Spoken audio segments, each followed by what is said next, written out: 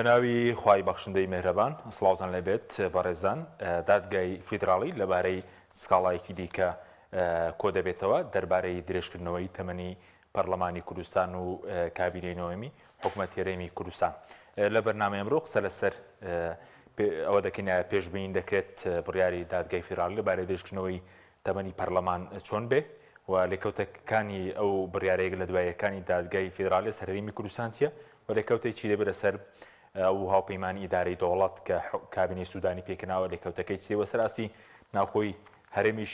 لێکەوتە سیاسیەکانی چی دەبێت لەگەڵ هەرێک لە بەڕێزان دادوەر عەباس هەمزە شارەزای یاسایی هەروە دکتۆر ئیبراهیم محەممەد مامۆسای زانکۆ و پسپۆڕی زانستە سیاسیەکان قسە لەسەرم پرسیار دەکەین سوپاسی ئامادەبوونتان دەکەین کا حاکم ئەگەر لە بەڕێستانەوە دەست پێ بکەین دەمەوێستنەجی بەڕێز بزانم سێشەممە سپەی کۆبنەوەیکی دیکەی دانیشتێکی دیکەی دادگای فیدراڵی هەیە لەبارەی درێژکردنەوەی تەمەنی پەرلەمان و کابینەی نوێ سەرنجتان چیە لەسەر سکاڵەکە و پێتان وایە بڕیارەکە چۆن دەبێت؟ بەڵێ بەنای خوای بەخشندەی مێهرەبان سڵاو لە جەنابەت کاک حەکیم و سڵاو لە بینەرە بەڕێزەکان دەبێت لە پێشەوە ئەوە بڵێن کە سەلاحیاتی محکەمەی ئیتیحادی سەلاحیاتێکی زۆر فراوانە و زۆر حساسە و زۆریش دەستوریە یعنی تەفسیری قوانین و ڕقابە لەسەر دەستوریەتی ئەو قانونانەی کە دەردەچێت تەفسیری نووسیسەکان فەسڵکردن لە بینی ئەو قەزایانەی کە لە بینی حکوومەتی ئیتیحادی حکوومەتی هەرێمدا هەیە لە بینی قەزای ئیتیحادی و حکوومەتدا هەیە لە بینی قەزای هەرێم و حکوومەتی هەرێمدا هەیە هەموو ئەوانە سەلاحیاتێکی زۆر واسحن زۆر گەورن و محکەمەی دەستوری قەراریان لەسەر دەردەکە و دەبێت دەریشیان کە قەرار دەرکە ئیلا لە حاڵەتێکدا کە محکەمە بۆی دەرکەوت ئەو ئیشانە ئەو داوایە کە لە بەردەمێتی ینی اختصاصی محکمەیەکی دیکەیە اختصاصی محکمەی ئیتیحادی نییە سەبارەت بەو مۆزوعی کە سپەینی عەرز دەکرێت ئەوە محکەمە قەرارێک دەردەکە ڕەنگە بە دڵی من و تۆ نەبێ ڕەنگە من و تۆش پێمان وانە بێ قەرارێکی دەستوریە یان دەستوری نییە و لەوانەیە ڕەتی کەنەوە ئەو داوا بڵێن اختصاصی ئێمە نییە و لەوانەیە ئەو کاتی ئێمە پێمان باش نەبێ بڵێن ئیشی خۆی نەکرد محکەمە و لەوانەیە قەراریش دەرکە هەموو ئەوانە لە یەک شوێنێکی حەسم دەکرێت بەسم لەو تەفسیلە ئەوەیە قسەی ئەوەڵ و ئەخیر لای ئەوانە قسەی ئەوەڵ و ئەخیر لای محکەمەی ئیتیحادیە بۆیە هەر قەرارێکی دەرکرد دەستوریە هەر قەرارێکی دەرکرد باتە و قابلی ڕەتکردنەوە نییە وقابلی ئەوە نییە خۆی لێ بدزیەوە بڵێ دەستوری نییە بڵێ قانون بڵێن ئەوانە هیچ فایدەی نییە بۆیە بەدەر لەوەی کە محکەمەی ئیتیحادی چ قەرارێک دەردەکات سبەینی اختصاصی خۆیەتی یا اختصاصی خۆی نییە لێبڕینی موچەی فەرمانبەران لێبڕینێکی نایاساییە بە هەمومان دەزانین و حکوومەت خۆشی دەزانێت حکوومەتی هەرێم کە ڕاتبی و علاوە و تەرفیع و ئەو شتانی لە یان ڕاتبی لە فەرمانبەران دەبڕێ و نایانداتەیە و بە شێوەیە لە شێوەکان هاتووە ناوی لێ ناوە پاشەکەوت ئەوە تەهەڕوو بە لە قانون بۆی خۆی لە قانون بزیێتەوە ناڵە لێبڕین چووکە دەزانێ لێبڕین مخالفەی سەریح و واضحی قانونە هەموو قانونەکانی ئێمە هەر ئیشی بە محکەمەی ئیتیحادی نییە وئینەما هاتووە ناوی لێنەوە پاشەکەوت بۆتان پاشەکەوت دەکەم هەر وەختێکی بووم دەتان دەمەیە ئەوجا حکوومەت یان ئەو هەیئەتەی کە ئەو ئیشەی کردو من داوای لەسەر پێویستە بچێت دیفاع لە خۆی بکە ئەو بە دیفاعکردن دەردەکەوێ محکەمە قەراریشی دەردەکات قەراریشی دەردەکات چونکە ئەگەر دیفاع لە خۆی نەکە محکەمە یەک لایەنە گوێ بە مدعیەکەی ڕادەگرێت ئەو کاتە مدعا عليهەیە کە ئێستا لێرەدا حکوومەتی هەرێمە دیفاع لە خۆی نەکە زەرەر دەکات بە خۆی زەرەر دەکات قەرارات دەردەچێت لەسەرەوەی ڕناوەستی جا خۆ تۆ حازر دەبی یان حازر نابی باشە کاک حاکم بە کورتی وەکو بۆچوونی خۆت لەسەر درێژکردنەوەی تەمەنی پەرلەمان حکوومەت بنەمای یاسایی هەبوو واگەر بڕیارەکە بۆ منە بەیانی بدرێ بڵێ نایاسایی ئەو کاتە چی ڕوودەدات بە کورتی بێ دواتر دێنەوە خزمەت بڵێ. بەڵێ من باسی ڕاتبم کە دووەمزانی پرسیارەکەت ئەوە بوو لەسەر پەرلەمان سەبارەت بە درێژکردنەوەی تەمەنی پەرلەمان بەدەر لە هەموو بیر و بۆچوون و لە هەر حاڵەتێکەوە من گوتومەوە و دەڵێمەوە قانون مەرجعی ئەوەڵ و ئەخیری هەموو دادگایەکە مەرجعی ئەخیر و ئەوەڵی هەموو دادگایەکە بۆی ئەگەر خەلەلێک هەبێ لە قانونەکەدا هەر دەبێ جێبەجێ بکە حتا ئەو قازیەی کە ئەو قەزیەتێتە بندەستی ئەگەر قانونەکەشی بەدڵ نەبوو دەبێت جێبەجێ کە ئەگەر جێبەجێ نەکرد ئەگەر تەطبیقی نەکرد ئەوە قانونی تەطبیق نەکردووە بۆی وەکو ڕێی شەخسی خۆم پێم وایە درێژکردنەوەی تەمەنی پەرلەمان کارێکی نایاسایی نییە لەبەرچی لەبەرەوەی پەرلەمان خۆی مەزەری تەشریعە پەرلەمان خۆی قانون دەردەکە و ئێستا خۆی تعدیلی قانونی پەرلەمانی کردووە بۆی کە درێژی کاتەوە تعدیلی قانونێکی پێشووی پەرلەمانی کردووە قانونێکی پێشووی خۆی کردووە ئێستا هاتووە ئەو قانونی گۆڕی و دەستکاری کردووە لە سەلاحیاتی پەرلەمانە و پەرلەمان مەزدەری تەشریعە کەواتە هەر قانونێک لە پەرلەمان دەرچێ شەرعێتی هەیە چونکە مەزدەری تەشریع و مەزدەری شەرعیەت لە هەموو وڵاتێکیدا لە وڵاتەکە ئێمەش پەرلەمانە بۆیە من پێم وایە وەختێکە پەرلەمانی هەرێمی کوردستان تەمەنی خۆی درێژ کردەوە سەلاحیاتی هەبوو مخالفەی قانونی نەکرد چونکە هەمان ئەو قانونی پێشوو خۆی دەری کردووە قانونی دوایی خۆی تعدیلی کردووە هەمان مەزدەرە هەمان شەرعیەتە و هەمان مستەوایە ئەوە ڕێی شخصی خۆمە نازانم محکەمەش قەراریش دەردەکە باشە دواتر دێمە وڵاتە کاکتۆر جەنابیشت بەخێر بێ سەبارەت بە لێکەوتێ و بڕیارانە کە لە ماوەی ڕابردوودا حکوومەت زیاد لە 5 سکاڵای دۆڕاندووە هەرێم زیاد لە 5 سکاڵای لە دەرگای فێدراڵی دۆڕاندووە دوایینیان ئەو مەسەری ناردنی پارە بوو لێکەوتەکانی چییە و ئەمە دەلالەتە لە چی کە زۆر جار لێرەش سکاڵات و مار ناکرێت پەنادەبرێتە بەر دادگاکانی عێراق بەنای خۆی بەخشندەی میهرەبان زۆر سپاس بۆ ڕێستانکە حەکیم بۆ بینەرانی کەناڵی ئاسمانی پەیام و هەروە میوانە بەڕێزەکەشتان البته ئەمە دەلالەتەوە کە ئەم دوو پارتە سیاسی کە ئێستا حکومڕانی هەرێمی کوردستانەکەون لە بەغانی نێرایەتی کورد دەکەن بۆ ناوەی کە زیاد لە 20 ساڵە لە دوای ڕژێمی بەحساوە هات ناو پرۆسی سیاسی عێراقدان و سەر و کۆمار وەزیری خارجی وەزیری مالی کۆمەڵی وەزارەتی گرنگیان هەبوو لە بەغا نەیانتوانێت کۆمەڵی کێشە هێنە نێوان هەرێم و بەغا چارەسەریکەن واتە ئەمان کە لە بەغا بوون 20 ساڵە دەرکەوت کە بۆ بەرژەوەندی حیزبی و شخصی و کۆمەڵێک بەدەستێنانی شتی حیزبی بووە نەکشتی نەتەوەیی بێ ئەگەرنا چۆن ئەمڕۆ هەرێمی کوردستان لە بەردەم کۆمەڵی بڕیاردایە کە ئەم برارن کە لە بەرژەوەندی هەرێم نییە 20 ساڵە کە ئەمان لە پرۆسی سیاسی هاوبەشن بۆ دوایینیان ئەم دروستکردن حکوومەتە بوو حکوومەتی بڵێن سوودانی کە ئیدارەی دەوڵەت دروستیان کردو هاوپەیمانەتێکی کە پارتیۆکی دیتیا بەشدار بوون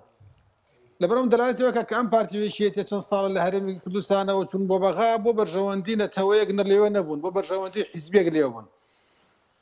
ئەمە لە لایەکی تریشەوەمانە لێکەوتەی سیاسی گەورەی دەبێ ئەبێ هەبێ لەسەر پرۆسی سیاسی ئەگەر نەبێ ئەو کاتە دەبێ پارتیۆکێتی علامەتی استیفام لەسەر خواندا دروستکەن بۆ نمونە ئەمان بەشدار بوون لە هاوپەیمانەتی ئیدارەی دەوڵەتدا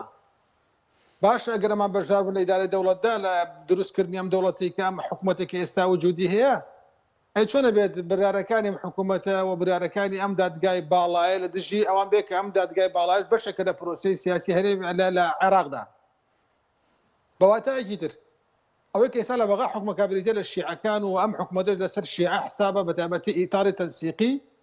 چۆنە بێ ئەوان ڕێگە بن کە لە دژی هەرێمی کوردستان بڕارێک دەربچێ ئەگە برارێک هەر چۆنێک بێت دەبەرەوە پەیوەندی سیاسی ئەم لایەنە سیاسانە لە هەڵەگەر هەرێمی کوردستانە دەبێت پێداچوونەوەی پێدا بکرێت بۆ ئاراستەیە کە ئەگەر بکرێت وەکو 20 ساڵ ڕابردنەبێت لە بەرژەوەندی میلەتەکە ڕنگ باتەوە بەڕاستی حەزەکەمەوە بڵێم کە هاتنی 400 ملیار دلار بۆ 400 ملیار دینار بۆ هەرێمی کوردستان و لەسەر ئەساسی ئەو پارەی کە برای لەسەر دراوە و ڕێگەگرتن لە دادگای باڵاوە ئەم بابەتێک یەکێک لە وەکو بڵێ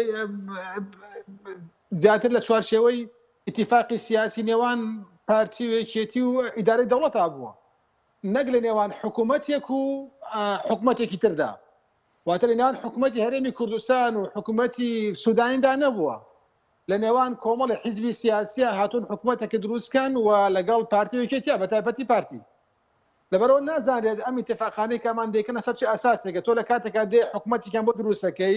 لەلا لەولا دێت بەرئەنجامی ئەم حکوومەتە داهاتووی ئەم حکوومەتە لە بەرژەوەندی تۆ نییە لە قازانجی تۆ نیە لە کاتێکا لەسەر ئاساسی بەرژەوەندەکانی ئەوان دروست دەبێت. باڵێ باڵێ بەس وەکو ئەوەی کە بەڕێز وتت ئەوە دەرەنجامیەوەیە کە چەند ساڵی ڕابردوو هەر ڕێکەوتنی سیاسی کراوە و بۆچی پەنە بەرەوە بە ڕێکەوتنی یاسایی هۆکارەکەی چی بووە بۆچی هەر ڕێکەوتنەکان سیاسی بوون ئەوەی کە پەیوەندی بە پارەوەی هاتنی پارەوەی زیاتر و بۆ پۆستەکانیش خۆی عقڵەتی سیاسی کورد ئەمە دەلالەتێک لەسەر لاوازی عقڵەتی سیاسی کورد لەگەڵ بەها هەمیشە ئەوە دەوترێت هەرێمی کوردستان نقطەی پێکەوەلەکانی لایەنە سیاسەکان و چارەسەرکردنی لایەنە سیاسەکانە ئەم کێشانەی کە ئەم لایەنە سیاسیانە هەن لە عێراقدا کە دێنە هەرێمی کوردستان کە دێنە هەولێر چارەسەر دەکرێت بە ڕۆحیەتی جەنتڵمانانەوە تەعامل لەگەڵ ناکرێت لە ڕووی یاساییە و تەعاملی لەگەڵ ناکرێت بۆ نمونە کاتێک ئەوان باران لار دەبێت و دێنە بە هەرێمی کوردستان و کێشەکانان چارەسەر دەکرێت یا پێویستیان بە پارتیە یەکێتی دەبێت بۆ چارەسەری کێشەکانیان بکەن نان اتفاقی یاسایی لەگەڵ حکوومەتا بکەن کە تەرەتوبات و ئەثەری قانون لەگەڵ حکوومەتەکان تریش هەبێت باواتایەکی تر ئەگەر باتە ئەمان لە دوای 2023 و اتفاقێکیان لەگەڵ حکوومەتە یەک لە دوایەکانی عێراق بکردبایە ئێستا ئەم پێویستیان بۆ نەدەبوو کە حکوومەتی ئیتیحادی بەڵام دادگای ئیتیحادی برا لەگەڵ دژیان بێت ئەگەر بات بە ئەوان اتفاقێکی قانونیان بکردبایە ئێستا دادگای ئیتیحادی ئیلزامیەتی حکوومەتی ئەم سوودانێ دەکردەوە پارە بنێرێ بۆ هەرێمی کوردستان بەڵام چونکە نیانە ئیتفاقێکی جەنتڵمانانیان هەیە اتفاقانە لە نێوان دوو سەرکردا سێ سەرکردا چوار سەرکردا دوو حیزبا سێ حیزبا پێنج حیزبا بەڕاستی وای کردووە کە ئەمانە لە پرۆسە سیاسەکە بدۆڕن نەک دۆڕان چەندین هەلی زەرنیشانە دەستداوە ئەو هەلە زەرانەی کە دێتە بەردەستان کە حکوومەتی ئیلزام کا بە ئیتفاقکردن لەگەڵانە نایکەن لە تەرەتوباتی قانونی ئەثەری قانونی هەیە بە سەریانەوە سیاسەکەش بەو شێوازی لێدێت. بەڵێ سوپاس دەکەم دێمەوە خزمەتە کاکتۆر کاک حاکم سەبارەت بە درێژکردنەوەی تەمەنی پەرلەمان بەڕێز وەکو بۆچوونی شخصی خۆت دەڵێیت کارەکە یاسایەوەی پەرلەمانی کوردستان کردوێتی بەس خۆ لە پەیڕەوی ناوخۆی پەرلەمان بازدەوەکێک کە تەمەنی پەرلەمان بۆ 4 ساڵە لە یاسای هەڵبژاردننی پەرلەمانی کوردستان بۆ 4 ساڵە خۆت دەزانانی لە سووری عێراق دەڵێ بۆ 4 ساڵە و هاوڵاتیش وەکو شەرعێتەکە بۆ 4 ساڵ دەنگی داوە و پێشتریش بڵێن دادگای فیدراڵی درێژکردنەوەی تەمەنی ئەنجومەنی پارێزگاکانی بەنایاسایی وەسف کرده بوو پێ دوایە برارەکە چۆن دەبێت سەبارەت بە ڕێژی دەڵێ یاساییە فەرموو. باڵێ من تەنها عرضم کردی ئەگەر ئیشکالێک هەیە ئەگەر خەڵک ئیشکالێکی هەیە لەگەڵ هەر قەرارێکی محکەمە دەبێ بڕاتەوە سەر یاسایەکە چونکە محکەمە قەرارات محکەمە قانون جێبەجێ دەکات دەبێت بچێەوە لای قانونەکە تعدیلکەی ئێستا پەرلەمان خۆی مەزدەری تەشریعە و خۆی ئەو قانونەی دەرکردووەکە تەمەنی پەرلەمان هەڵبژاردننی پەرلەمان بۆ ماوەی 4 ساڵە ئێستا هەر خۆی هاتووە ئەو قانونی تعدیل کردووە دەڵێ 5 ساڵە لەسەر ئەو ئەساسە من ناڵێم باشە ناڵم تەعجیلکردنی پەرلەمان هەر تەعجیلکردنی هەڵبژاردن باشە دەڵێم قانون و دەستور ئەو شەرعیەتەی داوە بە پەرلەمان کە خۆی مەزدەری تەشریعە هەر قەرارێکی دەری کرد ئەگەر غەڵەتیش بێ ئەگەر سەرەری خەڵکیشی تێدا بێ خۆ قانون هەیە زۆر خەتەر و خراپە بەڵام محکەمە مەجبورە جێبەجێکە مەجبورە ئەو قانونەی جێبەجێکە ڕاستە دەستور دەڵێ ڕێوشوێنەکانی هەڵبژاردننی پەرلەمان و ئەوانە دەڵێ بەڵام دەڵێ ئەوانە ڕێک دەخرێ بە قانون ئەوە ڕێکی خستووە لەسەر ئەو ئەساسەیە ئەجینا من لەگەڵەوەی دانیم کە تەعجیل کرێ لەگەڵەوەی دانیم کە پەرلەمان درێژکردنەوەی تەمەنی پەرلەمان و حکومەت شتێکی باشە نەخیر بەڵام قانون جاري وهي ئەداتی جینۆسایدە من ئەنی نووسین و بەحسێکم هەیە لەسەر جینۆسایدی قانونی جینۆسایدی یاسایی خۆ دەتوانرێ قانون بکرێتە وەسیلەیەک بۆ داپڵۆسین دەتوانرێ کاتی خۆی قانون استیغلال کرابوو بۆ تعریبکردن مثلا مادەیەکی قانونی هەبوو قانونی ینی شەرعی بوو بە پێی لە مەزەری تەشریع دەرچوو بوو دەڵێ مثلا لە شوێنانەی لە کەرکووک و ئەو شوێنانی ئێستا ناوچە ناکۆکەکانن مادەیەکی قانونی هەبوو دەڵێ هەر کەسێک کورد بێ دەتوانێت قەومیەتی خۆی بگۆڕێ بۆ عەرەب بەڵام هەر کەسێک عەرەب بێ ناتوانێت قەومیەتی خۆی بگۆڕێ بۆ کورد مەسەلەن یا بۆ هەر قەومیەتێکی دیکە ئەوە قانون بوو وەختێک کە ئەو مەسەلەیە دەهاتە بەر دەستی مەحکەمە نەیدەتوانین جێبەجێ قانون بوو بەڵام قانونێکی داپڵۆسەر بوو سەبەبێک بوو بۆ سەبەبی جینۆساید و تعریبکردن نەسێکی قانونی هەبوو بەڵێ من نەسێکی قانونی هەبوو مادەیەکی قانونی بوو دەڵێ يحكم بالإعدام كل من انتمى إلى حزب الدعوة هر كسيك مجرد انتماء بو حزب دعوة كرد به حكم ددري بإعدام أو كاتي مثلا أو جاء أو قضية يشك كدهات بردم حاكمي جنايات إثبات دبوك وحزب دعوة ندكر حكم ندي بإعدام ندكر قانون ندي بجيب جكري إذا إشكالك لقانونك دايا نا إشكالك لممارسك دايا يا لدادقا دايا لأوانا دايا باشا بس سام الناس أنا من ناحية دستوري أو جماعة محكمة اتحادي لسه قرار ددن بيان دستوري يعني بلا ما قر من ليه بما أول رأيهم بو بلا ما واسمه لدستوري خو 4 سال داري كراوة دستور جورتني لا ياسا 4 سال داري كراوة بخوري برلماني بلن أجر دستوري بوكو عراق هجماري بكين بوكو دستورك بەڵێ کاک حەکیم لە دەستور تەفاسیلی نەداوێتەوە مۆزوعانە تەفاسیلی نەداوێتێت دەڵێ بە قانون ڕێک دەخرێ ئەوە تا بە قانون ڕێکخراوە قانون شێ دەری دەکا پەرلەمان دەری دەکا بە قانون ئەوە ڕێکخراوە باشە بەس وەکو لێکەوتە بۆ نمونە ئەگەر بڵێ بۆ نمونە یاساییە درێژکردنەوەی تەمەنی پەرلەمان ئەو کاتە چی دەبێت ئەگەر بڵێ نایاسایە هیچی لێکەوتێکی دەبێت بۆ نمونە ئەگەر دادگا و بڕیاریدا لەبارەی پەرلەمانەوە بەڵێ ئەگەر بڵێ نایاساییە ئەگەر محکەمە ئیتیحادی قەراری دا کە درێژکردنەوەی تەمەنی پەرلەمان نادە سووریا کەواتە لە خلالی ئەو ساڵیدا هەر قەرارێکی دەری کردبێ پەرلەمان هەر قانونێک هەر قەرارێکی دەرکرد بێ باتڵە مابوونی على الباطل باطل ئەگەر قەرار دەرچوو بە ئەوە شەرعی نییە نادە سووریا کەواتە هیچ ئیشێک لەو ئیشانەی کە کردوویەتی لەو خلالی ئەو ساڵیدا لەو خلالی ئەو ماوەیەدا هیچ شەرعێتێکی نییە ئەگەر بڵێ دەستوریە ئەو کاتە چی بڵێن ئەو کاتە کە دەستوریەوە شەرعێتی هەیە و هیچ مشکلەی نییە بەڵێ سوپاس دەکەم دێمەوە لاتە کاکتۆر سەبارەت بەو ناکۆکێک کە دروست بووە بڵێن ئەو بڕیارانە ناکۆکی دروست کردووە لە نێوە هاوپەیمانی ئیدارەی دەوڵات یاخود پێشتر لە کاتی لەدایکبوونی کابینەکەی سوودانی بڵێن زۆر وەسفی کرا لەلایەن پارتی ویکێتیەوە پێشوازێکی گەرم هەبوو ئەو مانگە هەنگوینە کۆتایی هات کە لە بینیاندا هەبوو پێم وایە تاکو ئێستاوی کە قسەی کردووە لەسەرم بڕیاری با بڵێن دادگای باڵای سەبارەت بە نەردی ئەو 400 ملیاریا پارە بۆ هەرێمی کوردستان بەستەنا 400 ملیارە پارە نێت بۆ هەرێمی کوردستان ئەمە بەڕاستی دەگەڕێتەوە بۆەوەی کە لایەنە سیاسی عێراقیەکان تا ئێستا بەڕوونی هەڵوەستێکی ڕوونیانێ دەربارەیان بابەتە یعنی ئەوەی کە من متابعی دەکەم تەنها خەزعلی قسەی لەسەر کردووە و خەمیس قەنجەر چەند سەرکردەیەکی کەم و زۆرینەیشان دەڵێن دادگای باڵای فیدراڵی عێراقی دادگایەکە برارەکانی مولزمە بۆ هەموو کە لایەن دەبێت پەیوەست من پێوە ئەم پەیوەستبوونە وای کردووە کەەوە ناتوانە چوارچێوەی یاسا دەرچن و پێشتری چەندین برا دەرکراوە هەمویان وتوانێت ئیلتیزامی پێوە دەکەین و دادگا برارەکەی دادگای ینی ئەمان ئەڵێن سیاسی نییە بەڵام لایەکی ترەوە ئەمانە بەشێکن لە پرۆسی سیاسی هاتوواتە ئێمەمان لەبیر نەچێت کە دامەزراوەی تشریعی دامەزراوی تەنفیزی و دامەزراوەی قەزایی ئەم سیانە هەرسێکیان مؤسساتی سیاسی پێک دێن و هەرسێکیشان بەسراون بێکەوە ناتوان کەسە ناتوان بێ ئەوی تریان کارکە و هەر ئەم سیانش لە چوارچێوەی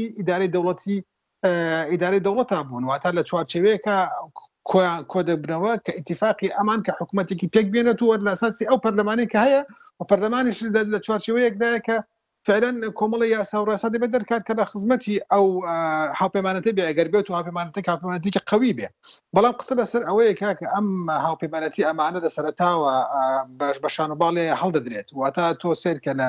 دوای 2005ەوە کە دەستور دامەزراوە لە دوای ئەو بەردەوام ئەم حکوومەتانی ئێمە لە هەرێمی کوردستان حیزبەکان لەگەڵ پارتیویەکێتی لە سەرەتاوە لەگەڵ حکوومەتەکە بوون وەزیریان هەبووە دەستخۆشییان کردووە پیرۆزبایان کردو لە حکوومەتی یەکەمی مادێکی دومی مادێکی دوای ئەوە حکوومەتەکەی حەیدەر عەبادی دوای ئەوە حکوومەتەکەی عادل عەبدولمەهدی دوای ئەوە حکوومەتەکەی کاظمی و هەتاکو ئێستا حکوومەتەکەی سوودانیش ئەم حکوومەتانە بەردەوام لە سەرەتاوە هەرێمی کوردستان وڵی پارتیویەکێتی لەگەڵی هاوپەیمانن بەڵام کە دۆژە هەنگاوەکانی دەنێ دایانێت هەنگاوێک بێ کە لە بەرژەوەندی حکوومەتەکەی خۆی بێ ئەو کاتە ناکۆکی دروستی بێت ناکۆکی سیاسەکان سەرکێشەبەوەی کەوا دیسانەوە حکوومەتی هەرێم و پارتیویەکی دیسانە و دەکەونە مربنانە لەگەڵ ئەم حکوومەتە و لەگەڵ کەسایەتەکانە دەڵێن ئەم مافەکانی کوردابین ناکا بەرژەوەندەکانمان دەخاتە خەتەر بەڵام بەڕە لە ڕاستیدا ئەوی ببینی ئەمانە سەر بەرژەوەندەکانی هەرێمی کوردستان لە بەغان ڕێک نەکەوتون واتە پارتیویەکێتی ئەگەر لەسەر بەرژەوەندی ملەتێک لە بەغان ئەی بۆ 20 ساڵە چارەسەر نەکراوە ئێمە خۆ 20 ساڵ لە ناو پرۆسیەکی سیاسیا دەبێت دەزمایەکە دیار بێت دەبێت بزانێت چیت کردووە لە بەغا وەکو ئاماژەم پێکرد سەرۆک کۆمارە لای توێ وەزیری ناوخۆی وەزیری دەرەوەت هەیە و وەزیری مالیەت هەبووە کۆمەڵە وەزارەتی گرنگ بەدەستەوە بووە هەتا گوسا بەدەستەوە کێشان دەناڵێن جێگری سەرۆکی پەرلەمان لای تو هەتاکو ئەو یاسانی کە یاسای بودجەیە مەسەنە بەردەوام دەڵێ کورد دەڵێ مافمان دەخورێت بەردەوام دەڵێ وەزارەتی مالی لای تۆ بووە کێشەمالەکان چارەسەر نەکراوە یعنی کۆمەڵەشت هەیە بەڕاستی ئێمە دەبێت لەسەری ڕاوەستین تاکی ئەم دوو پارتە سیاسی لە هەرێمی کوردستان دەچن بە بەغا بە ناوی نەتەوە و بە ناوی کورد و بە ناوی نەتەوە خوازیەوە واکەن فێڵێک لە خەڵکی دەکەن کە بۆ مافەکانی کورد دەوێن ئەگە مافەکانی کورد لەوێن بۆچی بەردەوام دادگای باڵا پشتبەستوو بە یاساکانی بەو یاسانەی کە هەیەی کە دەرکراوە برارەدا لە دژی هەرێمی کوردستان دژی خەڵکی هەرێمی کوردستان ئەم بۆ یاسانەی کە دەرکراوە باسی پەرلەمان ناکەم پەرلەمان درێژکردنەوەی نایاسایە چونکە لەبیرمان نەچێ پەرلەمان ڕنگدانەوەی ئیرادەی گەلە گەل بۆ 4 ساڵ خەڵکی هەڵبژاردۆ کەوا نەراتی بکە لە ناو پەرلەمانە نەیوتۆ 4 ساڵ و 1 ڕۆژ 4 ساڵ و 2 ڕۆژ 4 ساڵ و 5 ڕۆژ 5 ساڵ 6 ساڵ 7 ساڵ یعنی ئەگەر بێت و دروست بێ بۆی کەوا ساڵێک یا 1 مانگ حکوومەت پەرلەمان درێژ بکرێتەوە دروست بووی کەوا هەتایە پەرلەمان درێژ بکرێتەوە پەرلەمان لەبەرەوە ئەو من پێم وایە لەگەڵ ڕێزم بۆ ڕای بەڕێز دادوەر کە بەشدار لەم بەرنامەیەدا پێم وایە درێژکردنەوەی پەرلەمانێکێکە لە خروقاتە دەستوری یاسایەکان کە لە هەرێمی کوردستانە کراوە و ئەو وڵاتانی کە بە دیموکراسی ناو دەبرێن و دیموکراسی پەیڕەو دەکەن ڕۆژێکیش انتخابات دوان ناکەن بەڵکو لە کات و ساتی خۆیان لە ساعتی خۆیان انتخابات دووبارە دەکەنەوە و پەرلەمان درێژ ناکرێتەوە مەگەر لە حاڵەتی ئیستراریا و حاڵەتێکا بێت کە وا بێت کە نەتوانرێت هەڵبژاردن بکرد و خەڵکی نەتوانن بڕۆن دەنگ بدەن لەو حاڵەتاوە ئەتوانێت مەسەلەن پەرلەمان درێژ بکرێتەوە بە حاڵەتێکی ناسای نەک بۆیەکەوە یاسا گرێکەوتین لەسەر ناکرێت لایەنە سیاسەکان نەچن بۆ پرۆسی سیاسی بۆ هەڵبژاردن مشتانە لەبەرەوە دەگەڕێمەوە سەر بابەتی بەغا و هەرێمی کوردستان بابەتی بەغا و هەرێمی کوردستان بابەتی کێشەی نەتەوەیەک نییە لەگەڵ بەغا بەڵێ ئێمە کێشەی نەتەوەیمان هەیە لەگەڵ بەغا بەڵێ ئێمە دەوڵەتمانە لە چوارچێوەی عێراقدا بەڵێ ئێمە خاوەنی ئەوەن کە ببین حەقمانە ببین بە خاوەنی دەوڵەتی خۆمان و مافەکانی خۆمان وەکو نەتەوەیەک بەدەستبێنین بەڵێ بۆ چەندین بەڵێ تریشکی ئێمە چەندین مافمان هەیە 100 ساڵە زەوت کراوە ناوچە خۆڕڵاتی ناوەڕاستدا بەڵام ئێستا وەکو موەسسەسە وەکو حکوومەتی هەرێم وەکو حکوومەتی بەغا وەکو دوو موەسسەسە ئەمانە مامەڵە لەگەڵ یەکدا ناکەن هەم ئیتاری تەنسیقی و هەم ئیدارەی دەوڵەت و هەم پارتیویەکێتیش وەکو حیزب تەعامل لەگەڵ پرۆسەیەکەن بۆیە بەردەوامی کێشەمان لەگەڵ بەغا هەیە ئەگەر بێت و ئەمانە لەگەڵ ئیتاری تەنسیقیان لە چوارچەوەی ئیدارەی دەوڵەتدا کە ئێستا حکوومەتی لەسەر دروستکراوە کە لە پەرلەمانە هەموو بە زۆرینەی پەرلەمان دروستەکەن بۆ یاسای نەوت و غاز دەرناکەن و کۆتایی کێشەیەک بێت بۆ یاسای بودجە دەرناکەن و مافی هەرێمی کوردستان لە بودجە ناچەسپێن و بۆ شێوازی کە ئیتیفاق لەسەر و دەیانەوێت بۆچی دائیمەن دەیهێڵنەوە بۆ ئیتیفاقە سیاسیەکان چونکە ئیتیفاقە سیاسیە جەنتڵمانەکانی نێوان ئەمانە جێبەجێکردنی زامن نییە مەزمون نییە واتە کاتێککە دوو لایەن دوو شەخص دێن ئیتیفاقە دەکەن لەسەر بابەتێکی سیاسی بابەتێکی قانونی جێبەجێکردنەکەی التیزامی قانونی لەسەر دروست نابێ ئەثەری قانونی لەسەر دروست نابێ. باش ئەوە اتفاقەکەی نێوان پارتی یەکێتی لەگەڵ شیعەکان بۆ دروستکردنی حکوومەتی سوودانی جێبەجێ نەکرا. چی التزامێکی قانونیە پارتی یەکێتی دەکشێنەوە لە بەغا. من هەر لێرەوە پێت دەڵێم پارتی یەکێتی بە حیاتی لە بەغا ناکشێنەوە، چونکە ئەوەندە بەرژەوەندیان هەیە لە بەغا کە بەرژەوەندی حیزبیە، بەرژەوەندی شەخصیە، پۆست و پلە و مەنسەب و پارەیە لەسەر ئەوانە ڕێکەوتون و لەوێش کۆمەڵشتیان بینا کردو بۆ خۆیان ناتوان دەستبەرداری بن. ئەگینا ئەگەر دادگای باڵا ڕێگرە لە مافینەتەوەی کورد بە بڕیار ئەدا بۆی کۆپارێنێن بۆ هەرێمی کوردستان کە هەرێمی کوردستان زۆر لەوە ئیستیحقاقاتی زیاترە کە مەسەڵەن دادگای باڵا بە 200 ملیار یا 400 ملیار یا 500 ملیار بیڵێت. چونکە ئێمە ئەومان لەبیر نەچێ ئێمە لە هەرێمی کوردستانە تووشی نەهامەتی زۆر بووین لە دەم حکومەتە لەگەڵ دوایەکانی عێراقەوە هەر لە دوای ساڵەکانی 20 هەتاوەکو ئێستا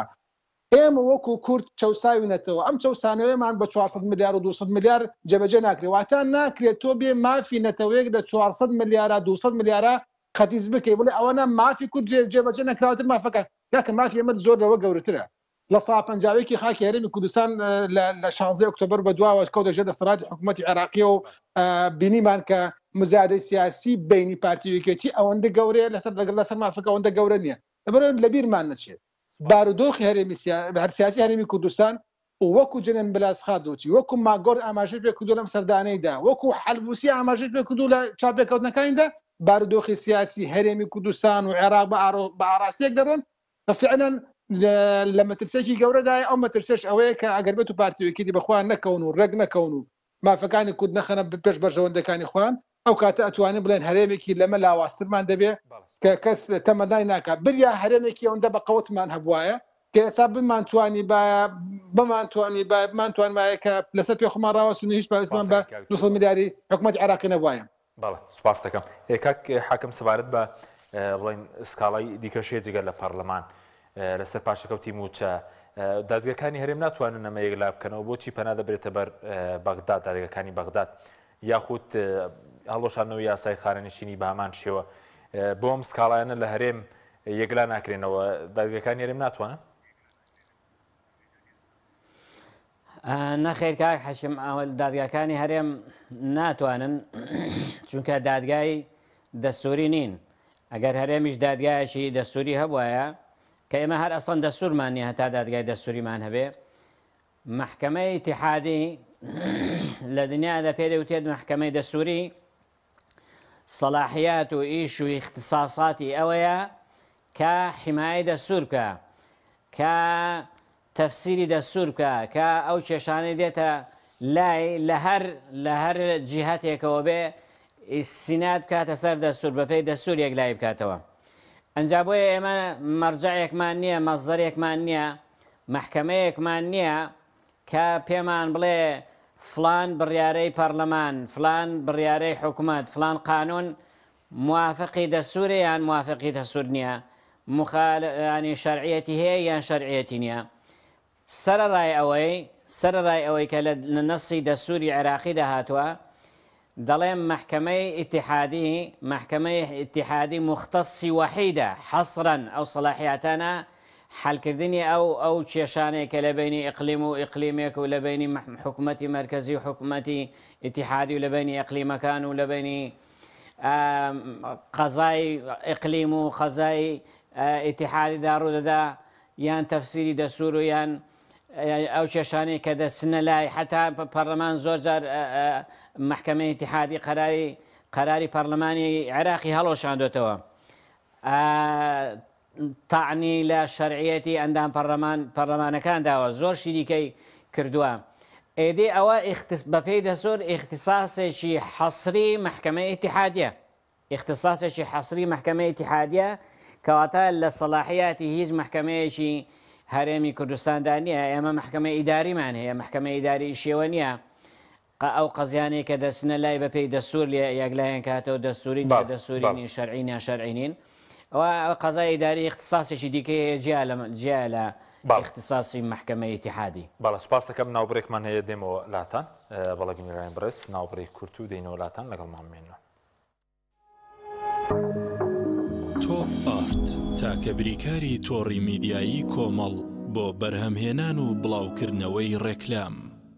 یەکێک لە خواردنەکانی سفرەی کوردی بریانیە. خواردنێکی بەناوبانگ و بەچێژ، جۆری زۆرە و خۆی بەتەنها بێ یا بەتەنهاش نەبێ زۆر خۆشە. بریانی خۆشتر ئەبێت ئەگەر برنجەکەی برنجی مەحموود بێ. برنجی مەحموود لەگەڵ پاکێجەکانی بۆ هەمومان لە کۆڕە هەموو پێداویستیەکانت لە یەک پاکێجدا بەردەستن. کاتژمێری زیاتر و گەگەبایتی زۆرتر. پاکێجەکانی بۆ هەمومان لە کۆڕە هەفتانە و مانگانان و پڕ لە گەگەبایتی ئینتەرنێت و کاتژمێری پەیوەندیکردن بۆ سەرجەم تۆڕەکان. پاکێجەکان بۆ هەموو هێلەکانی پریپەید بەردەستن. بۆ بەشداربوون پەیوەندی بکە بە ئەستێرە 238 پەنجەرە.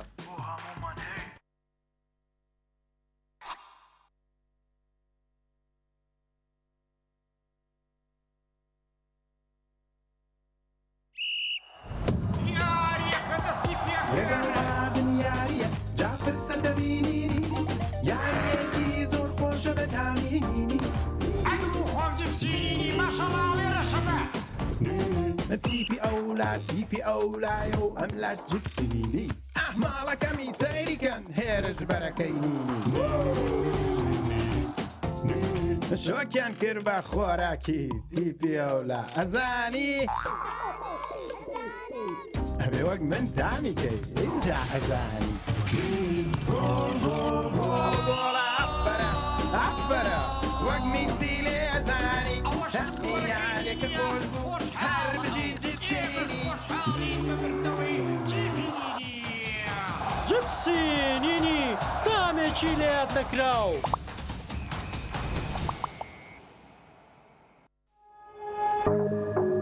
تۆپ ئارت تاکە بریکاری تۆڕی میدیایی کۆمەڵ بۆ بەرهەمهێنان و بڵاوکردنەوەی ڕێکلام.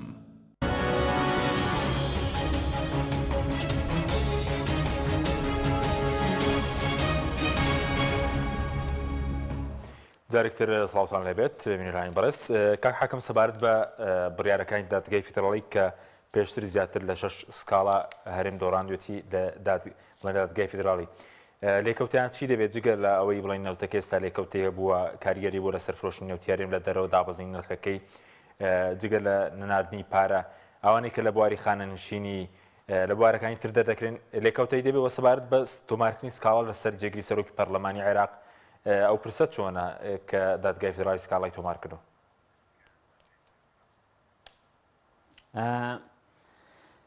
ئەوانە هەموو تەسیرات و ئەوەی قانونی هەیە، یعنی ئاساری قانونی هەیە لەسەری. بەڵام پێم ئەو وڵاتەیمە وڵاتێکی ینی ناتوانین بڵین وڵاتێکی قانونیە، هەر بۆیە بە قانون ئیزعاجن، بە قەراراتی قانونیش ئیزعاجن. ینی هەوڵەدەن ئەو وڵاتەیمە هەموو دەسەڵات لە وڵاتی ئێمە هەوڵەدا شتەکان بە قانونی نەڕواوە، ئیلتیزامیش بە قانون نەکای، قانونی خۆشمانیان هەر جێبەجێ ناکەن. خۆ ئەو قانونی خۆشمان ئینتیهاکاتی سەیری بەرامبەر دەکرێت قانونە مەحەلێ بەسیتانەش. بۆیە محکەمەی ئیتیحادی ئەو هەر کەسێک پێی ڕازیە یان پێی ڕازی نییە، بەدڵێتی یان بەدڵی نییە، خۆی عادەتەن قەرارات ئاوایە، قەراراتی محکەمەش هەموو محکەمەیەک ئاوایە. تەرەفێک پێی ڕازیە، تەرەفێک پێی ڕازی نییە. ئەوەی کە قەزیەکەی بردوێتەوە دەڵێ ئافەرم بژی عەدالەتەوە، ئەوشی کە قەزیەکەی دۆڕاندووە جنێ و دەڵێ باسی سیستەم و زوڵم و ئەو شتانە دەکا. قانون قورسە، تەطبیقکردنی قانون قورسە، ئیلتیزامکردن بە قانونەوە بەتایبەت بۆ ئەوانەی کە دەسەڵاتیان هەیە زۆر قورسە، ئەوانەی کە دانێ ئازاد بن بەدەر لە قانون و لە خارجی قانون و ئیلتیزام بە قانون نەکەن، ئەوانە بۆ ئەوانە قورسە بەستنەوەیەکە لە کۆت و بەندانە. ئەو وڵاتەیمەش لەوەتی هەیە هەرەوە بەبێ قانونی هاتووە، قانون تێیدا پێشێل کراوە، قانون تێیدا هەر زعیفترین کایە لە وڵاتی ئێمە کای قانونە، لە هەموو شتێک لاواسترە، لە هەموو عرف و عاداتێکش قەرە زعیفترە، لە عرف و عاداتی عەشایری زعیفترە. بۆیە خەڵکی ئێمە لە پێشەوە دەسەڵاتدارەکان فێری ئیلتیزامکردن بە قانونەوە نەبوون، یعنی وەکو کۆت و بەند و ئەوانە لێ حاڵی دەبن. ئەجینا محکەمەی ئیتیحادی هیچ کەسێک بۆی نییە بڵێ قەرارەکانی دەسووری نییە، خۆی دەسوورە، محکەمەی دەسووری عین دەستور، ئەو مفەسری دەسوورە، محکەمەی دەسووری قەرار دەدا کام قانونە دەستوریە، کام ئیشە دەستوریە، کام قەرار دەستوریە. محکەمەی ئیتیحادی سەلاحیاتی ئەوەی هەیە نەک قانونەکان دیاریکە دەستورینیان دەستوری نین، سەلاحیاتی تعلیمات و ینی ئەنزیمەشی هەیە دیاری بکە جاخۆ ئەوانە دەستورینیان دەستوری نین. یعنی محکەمەی ئیتیحادی دەتوانێت تدخلی پەیڕە و پرۆگرامی حیزبێکی معەن کە بزانێ ئەو پەیڕە و پرۆگرامە موافقی قانونەوە بالتالی قانون موافقی دەستورە یان نا، حەقی هەیە تدخلی ئەوانەش بکە. و هەر کەسێک بەپێی قانونەکەی قانونی محکەمەی ئیتیحادی ذەوی شەئن،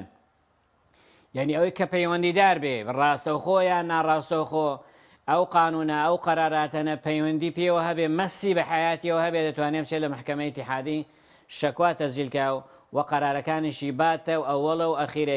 ئەنی ئەوەی تێدا نیە. خۆ محکەمەی ئیتیحادی هەموو شتێکی هەر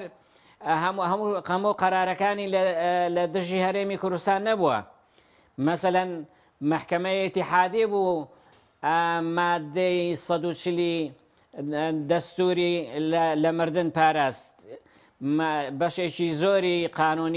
قانون ناسان دەستور ناسان خەڵکێکی زۆر پیان وابوو مادەی 140 لەبەرەوەی مەوعیدێکی تێدا هەیە ئەوە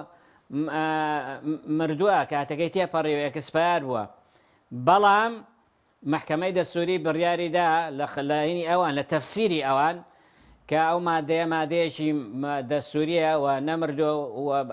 بەردەوامەوە هەردەبێت جێبەجێ بکرێ. ئەوە هەموو قەراراتەکانی بۆیە دەڵێم هەموو قەراراتەکانی محکەمەی ئیتیحادی دژی هەرێمی کوردستان نەبووە. بەڵام باخەکانی کە لە زۆربەیاندا کە خۆشمان دەزانین هەموو لا دەزانن هەتا ئەوانەی کە قانونیش نەبن منن لە بەرنامە ئەوانەی خۆمان گوێم لێ بووە فلان ئیشەی هەرێمی کوردستان مخالفەی دەستورە. مەسەلەن باسی 200 ملیارەکە دەکرێت. 200 ملیارەکە سەلاحیاتی ڕئیسی حکوومەتی بەغدایانە 200 ملیاری بدا بە هەر کەسێک بە هەرێمی کوردستان و غێری هەرێمی کوردستان سەلاحیاتی نییە. سەلاحیاتی مالی وەزارەتی مالیە و سەلاحیاتی مالی سەرۆکی حکوومەت مرتبطە بە موازنەوە بە میزانیەوە. میزانیە ئەو سەلاحیاتەی داوە یان نەیداوە، میزانیە ئەو پارەی تەخسیس کردووە یان نەیکردووە. ئێدی نە محکەمەی ئیتیحادی دەتوانێت دەستکاریکە و نە هیچ کەسێک دەتوانێت دەستکاریکە. ئەگەر ئەتۆ قەرارە داوای پارەی بکەی و پارەت بۆ بێ و بە هەر ناوێکە و بێ و بە هەر مناسەبەتێک بێ دەبێت لە میزانیە جێ بکەیەوە لە قانون جێ بکەیەوە. ئەو کاتە ئەگە تۆ بە قانون جێگای ئەو پارەیەت کردەوە مەسەلەن کە داوای 200 ملیاری دەکەی کە بە قانون جێگای ئەو 200 ملیارەت کردەوە ئەگەر ڕئیسی حکوومەت نەینارد دەتوانێت چی شکایەتی لێ بکەی بە زۆر پێ بنێری لە محکەمەی ئیتیحادی شکایەتی لێ بکەی. ئاخر ئەو کاتە محکەمە قەرار دەدا کەەوە مخالیفە کەەوە مقەسیرە. بەڵام ئەتۆ هەر لەو گۆڕەی لە میزانیە دانیە لە قانون دانیە بڵێ فلان ئیشەم دەوێت ناکرێەوە. سەلاحیاتی هیچ کەسێک نییە و من پێم وایە هەر کەسێک هەر ڕئیسی حکوومەتە وەزارەتی مالیە هەر کەسێکە کارێکی مخالفەی لەو بابەتەی بکات تووشی لێپێچینەوە دەبێ و بەڵگەیەک پاساوێکی زۆر بە قووەت دەداتە دەستی ناحەزەکانی تا لە هەر وەختێکیدا بیانێ محکەمەیکەن و هەر ئەو مخالفەیە بەسە بۆ ئەوەی کابرا سەری بچێتە خوڕێ. بەڵێ سوپاس دەکەم دێمە وڵاتان. کاکتۆر سەبارەت بە لێکەوتەی بۆ نمونە دواخستنی هەڵبژاردن لەسەر کوردستان بۆ نموناوی دادگای فیدراڵیش کە تا و توێی درێژکردنەوەی تەمەنی پەرلەمان حکوومەت دەکات لێکەوتەی هەبووە وەکو بەڕێز بوتشاری نێودوڵەتیش هەیە و پاساوێک کە بوو بۆ دواخستنەوەی سەر لێکەوتەکەی چیە بڵێن لەسەر بارودۆخی کوردستان و هەرێم. خۆی ئێستا بارودۆخی هەرێمی کوردستان تو یەک بووە ئەو چەق بەسوێش بەهۆی ئەوەیە کە پەرلەمانی کوردستان کارەکانی خۆی ناکە و پەک خراوە. واتە ئێستا بەدەر لەوەی کەەوە لایەنە سیاسیەکان هەندێکیان بایکۆتیان کردو هەندێکیان بە تەواوەتی ناچنە ناو پەرلەمان و دوو لایەنەکەی تریش کەماونەتە پارتیەکێتی بۆ خۆیان دانیشتەکانی پەرلەمان ناخەنە سەرپێی خۆی. ئەمە لە لایەکی تریشەوە کە مەگۆڕ هاتووەیەکی لە خاڵەکانی بریتی بۆ لەوەی کەوا هەڵبژاردن بکرێ و نێوان هەرێمی کوردستان پرۆسە سیاسیەکە بخۆتە سەرپێی خۆی چونکە هەرێمی کوردستان گرنگە بۆ وڵاتە یەکگرتووەکانی ئەمریکا. ئەم گرنگیە وای کردووە کە فعلان وڵاتی یەکگرتووەکانی ئەمریکا ئێستا بێتە سەر خەت بۆی کەوا بارودۆخی هەرێمی کوردستان بخاتە سەر ڕێگە بۆی کەوا انتخابات بکرێت. نەکردنی انتخابات واتە چەقبەستوی پرۆسەی سیاسی لە هەرێمی کوردستانە، چونکە دەسەڵاتی یاسادانە لە هەرێمی کوردستانە پەکی کەوتووە. دەسەڵاتی چاودێری حکومەت کە چاودێریەکەی هیچ تەسیرێکی نەبووە لەسەر پرۆسەی سیاسی لەسەر حکومەت، ئەوش پەکی کەوتووە. واتە مؤسسەیەکی گەورەی وەکو دەسەڵات تەشریعی لە هەرێمی کوردستان ئێستا وجودی نییە. حکومەتێکێ لە غیابی پەرلەماندا، حکومەتێکێ بەبێت چاودێری پەرلەمان، حکومەتێکەیە کە هیچ کەسێک ناتوانێت قسەی لەسەر بکانی وەکو مؤسسەیەکی چاودێریکردن وەکو مؤسسەیە کە لە پرسینەوە لە وەزیرەکانی بکرێت. لەبەرەوە ئەم بارودۆخێکی ئێستا دروست بووە لە هەرێمی کوردستانە بەهۆی نەکردنی هەڵبژاردن و دواخستنی هەڵبژاردن و درێژکردنەوەی ماوەی پەرلەمان، بەڕاستی پرۆسەی سیاسی هەرێمی کوردستان تووشی مەشروعیت کردووە، تووشی چەقبەستویە کردووە کە پێویستە کات لایەنە سیاسیەکان و پێویستە کات پەرلەمانی کوردستان کارەکانی خۆی ئەنجام بدە بەوەی کۆتایی بەم درێژکردنەوەیە بێنێ، انتخاباتی لە زووترین کاتا بکرێت بە جۆرەی ئەوەی کەوا یاسایەکی تەندروست بۆ ئەم هەڵبژاردنە هەبێت و لیستێکی دەنگدەرانی پاک و بێگەرت هەبێەوە بتوانێت هەڵبژاردن بکرێت کە لە هەڵبژاردن بچێت و لەسەر ئاستی ناوخۆی و دەرەوە برن هەرێمی کوردستان دوای ئەوەندە ساڵە توانی هەڵبژاردن بکارێکە لە جێگەی دڵخۆشی هەموو لایەک بێت. بۆیە نەکردنی هەڵبژاردن دواخستنی پەرلەمان لەکەوتەکەی ئەوەیە کە ئێستا پرۆسەی سیاسی لە هەرێمی کوردستانە پەکی کەوتووە و لایەنە سیاسیەکان دوورن لە یەکەوە و لایەنە سیاسیەکان ناتوان هەتا پارتیەکەتی کە لە حکوومەتەکان بەشداری کردو 6 مانگە جێگری سەرۆکی حکوومەت ناچێت ناو حکوومەت و ناو دانیشتەکانیەوە مچ حکوومەتێکە بۆ نمونە مەسەڵەن پەرلەمانەکەت پەکی کەوتووە لایەنە سیاسیەکان کۆنابنەوە پێکەوە و پرۆسەی سیاسی لە هەرێمی کوردستانە بەگشتی پەکی کەوتووە. حکوومەتێک هەیە حکوومەتێکی مەشدوولە کارەکانی بەڕێکوپێکی ناڕابڕێوە. حکوومەتێک بڵێن پارتیەکێتی گۆڕان دروستیان کردو، ئەگەر ئێستا گۆڕان حکوومەتی شابێ خۆیەکێتی ئێستا بە شێوازێکی عەمەلی بۆتە معارەزەیەکی سەرسەختیم حکوومەتە. ئەگەر حکوومەتەکە لە ناو پارتیەکیدا دروست بوو ئەجێگری سەرۆکی حکوومەت بۆ ناچێتەوە ناو دانیشتەکانی سەرۆکایەتی بڵێن حکوومەتی هەرێمی کوردستان، ئەی وەزیرەکانیان بۆ ناچنەوە، ئەی وەکو خۆیان وتیان لە گروپی وەتساپ بۆ هاتوونەتە دەرەوە، ئەی بۆ ئەم ناکۆکیانە لە بەیاننامە و ڕاگەاندەکانی خۆیانەوە دژبەرێک دەی کابەتەم حکوومەتە گرفتی هەیە، گرفتی قوڵی هەیە، دەبێت چارەسەر بکرێت. چارەسەرکردەکەی چۆنە خۆ نابێم دوو لایەنە سیاسی وەکو دوێنە پێرە دانیشتیان کردووە مەسەڵەن چارەسەر بکرێت و بە دەڵێن کۆبنەوەیەکی تر دەکەین، لە کۆبنەوەی ترمان بەدەستەوەە لە دادەنیشتن سەر پرۆسە سیاسیەکان کابەتە ئێمە دەگەینەوە دەرەنجامی فعلەن لە هەر لایەکەوە ئەم هەرێمی کوردستانە دەگریت تووشی قەیران بووە، تووشی کێشەی قوڵ بووە، تووشی لێک تێنەگەیشتن بۆ تووشی دوورکەوتنەوە و بوونی گاپێکی زۆر لە ناوەن لایەنە سیاسیەکان و لە ناوەن جەماوەرە ئەمە بەدەر لەوەیکەوە حکوومەت لە دۆڵێکە و هاوڵاتیان لە دۆڵێکی ترن ئەوە بەدەر لەوەیکەوە ئەمە زۆنی زەرد و زۆنی سەوستۆخ بووەتەوە ئەم بەدەر لەوەیکەوە لە زۆن لەم زۆن دژی ئەو زۆن تیرۆر دەکا ئەو زۆنیش دژی ئەو زۆن مەسەڵەن خۆیان دەڵێن عقوبەی اقتصادی و ئابووری و دارایی و ئەو شتان دێت. لەبەرەوە ئەم بارودۆخە سیاسی هەرێمی کوردستان پێویستی بە ستۆپێکەیە نقطە سەردێڕێکەیە بۆی کەوا پرۆسەی سیاسی بکەوتە سەر خۆی. باشە بەس ئەوەی کە بەرز ناکۆکی پارتیەکێتی وتە دەبێت هەڵبژاردن بکرێت بۆی چەقبەستی کۆتایی پێبێ ئەو بەیاننامانی کە لەسەر ئاستی بۆ نەسڕ و بارزانی قوبات تاڵاوێن دژیەکان دەرکرد سەلماندنی ئەو تاوان نەبوو کە دەش بە خەڵک کردویانە بۆ نمونە تۆمەتی دزینی بۆ نمونە داهاتەکان مەسلەی تیرۆرکردن و مەسلەی نەوت کە بۆتە بڵین لعنەت بۆ خەڵکی کوردستان ئەمان هەموو شێوەیەکی فەرمی نەبوو سەلماندنی ئەو تاوانە نەبوو کە خۆیان بەرامبەر بە خەڵکی کوردستان کردویانە. ئەمە بکۆ دەڵەوە شاید منالە بەڕاستی ئەم خەڵکە کە لەناو پرۆسەی سیاسیا بوون و معارەزەیەک هەبووە معارەزەیە و پۆزیسیۆن بەردەوام قسەی لەسەر پرۆسەی سیاسی کردووە لەسەر ناشەفافی نەوت کردووە لەسەر ناشەف دارایی کردووە لەسەر کەم ئەزمموی حکوومەتەکە کردووە لەسەر ناپەڕادنی کارەکانی خۆی کردووە لەسەر ناکۆچی نێوان لایەنە سیاسیەکان کردووە ئاپۆزیسیۆن ئەمەی وتووە بەڵام ئێستا خۆ دەسەڵات خۆی وای دەڵێت خۆیان لەسەرێک بوونەتە شاید ئەو دەڵێت و وات کردو تیرۆرت کردو ئەو ژوا دەڵێ حکوومەتەکەی تۆ لەوتە حکوومەت دەرم دروست بوو حکوومەت دێنە فاشل دروست نەبووە ئەنی ئەمە خۆ من نالم ئەوانەوان خۆیان دەڵێم بڕۆ بەیاننامەکانە بخۆنەوە و تەحلیلی بەیاننامەیەکە لە بۆ دەرەکەوێت کە ئەمە ناکۆکی قوڵ لە نێواناندایە ناکۆکیەک لە قوڵتر لەوەی کە لە نێوان معارەزە و دەسەڵاتە هەیە ئەو ناکۆکیی سەر لە نێوان پارتیەکێتی هەیە لەناو حکوومەتە بەشدارن بەقەدەر ئەو ناکۆکیە نییە کە لە نێوان معارەزە حکوومەتە هەیە لەبەرەوە بۆ ئێمە دائما ئەوە دەزانین کە ئەم حکوومەتە بەردەوام کە کێشەی هەبوو کێشەیەکی فعلی بابەتی مۆزوعی هەیە حکوومەت کێشەیەکی وای هەیە کە دەبێت بێت حکوومەتی هاوڵاتیان لەگەڵ خەڵکە ئاش بێتەوە و دامەزراوەکان بەدارزراوی خۆی بزانێت. بەڵێ سپاس دەکەم کاک حاکم سەرپرسیارێکی تر بە کورتی بێ سپاس دەکەم کاتێکی کەممان ماوە سەبارەت بەو سکاڵایی کە لەسەر جێگیری سەرۆکی پەرلەمان تۆمارکرا بۆ شاخەوان عەبدوڵڵا لە پشکی پارتی بنەمە یاسایی هەیە ئەو سکاڵاوە سزای چییە بۆ نمونە ئەگەر بچێتە بواری دادبینی و دادگاییەوە؟ بەڵێ ئەڵا کاک حاکم پێشەوەی